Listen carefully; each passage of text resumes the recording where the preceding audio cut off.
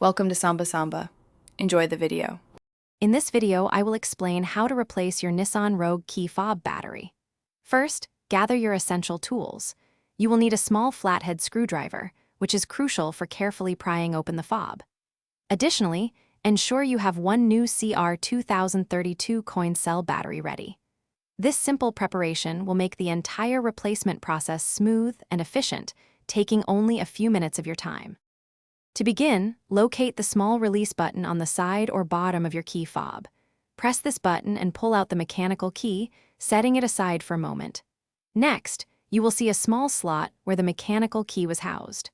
Insert the tip of your small flathead screwdriver into this slot and gently twist it. This action will carefully pry apart the two halves of your key fob, revealing the internal components.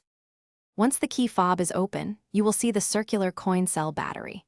Take a moment to observe its orientation, noting which side is facing up. Using your small flathead screwdriver, gently pry out the old CR2032 battery from its compartment. Be careful not to damage the surrounding contacts.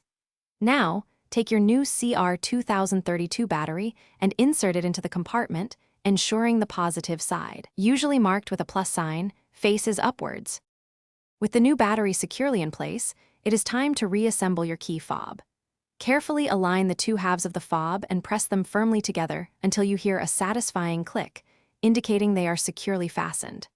Next, slide the mechanical key back into its designated slot until it locks firmly into position.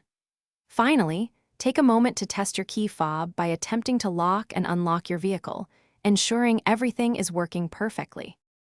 Thanks for watching. Consider subscribing if we helped you.